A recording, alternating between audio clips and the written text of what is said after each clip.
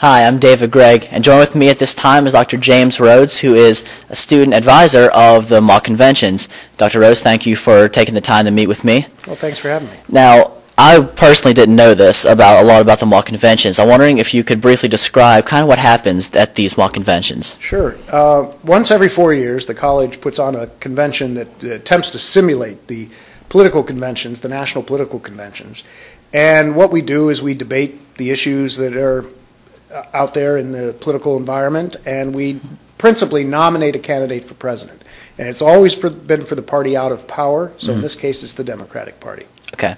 Now, as from previous mock conventions, how has this one kind of changed directions or evolved from past years? Well, we've had to do a lot of quick planning because we've moved the convention earlier than it's ever been before. It's going to be in November. The earliest it's ever been was 4 years ago when we held it in the first week of February. But it's principally because the parties have moved their primary schedule up, and we want to have ours before the students are influenced by what's happening in the real world. Mm-hmm. Now, do you feel that this is something that kind of helps students better educate them in voting, like in the process of voting? We hope so. That's the principal reason for having it. We hope to introduce students and to better prepare them for what the political environment's going to be like and how we select a president. Mm-hmm.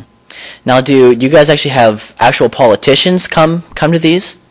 Our keynote speaker this year is Bill Press, who is formerly the chairman of the California Democratic Party, and he is now a pundit on television and radio.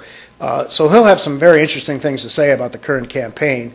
And we will have some other politicians that will show up, I think, and in the past we've had some state representatives that come and see the proceedings, and I expect that will happen again. Okay.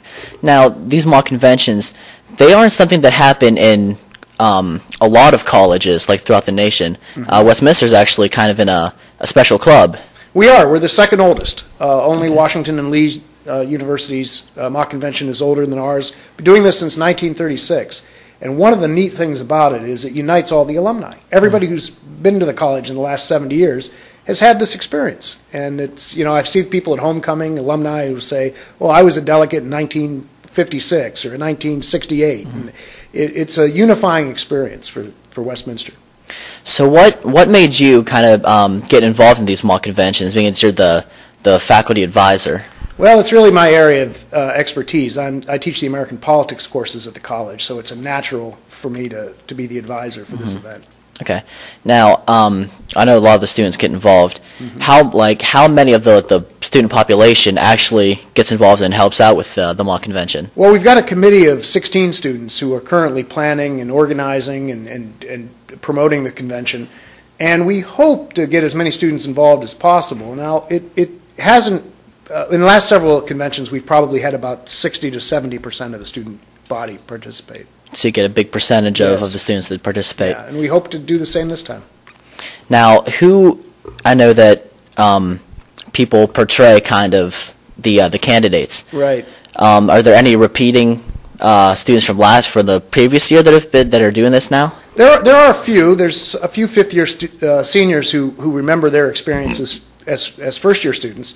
We've got one of them on our committee, Chris Dulovich. Okay. But that's one of the challenges that every committee has, is to try to educate the students about the convention, because virtually none of them were here the last time, and so that's one of the challenges that we have. So if you were to say something to the student body who may be kind of hazy about coming to the mock convention, what would you say to them to kind of bring them in? Well, what I would say is that not only is it a learning experience, it's just a lot of fun. The students dress up in costumes to represent the areas of the country that they are representing. It's just a raucous couple of days that simulates what really happens at political conventions of the Democrats and the Republicans. So it's not only educational, it's entertaining. So how many, you said it's a couple of days, how many days does this span to? Yeah, it begins Wednesday, November the 7th, and it's an evening session, and then Thursday, November the 8th, we'll have an afternoon session beginning at 3 o'clock, and then the evening session beginning at 7:30, in which we will officially nominate the candidate.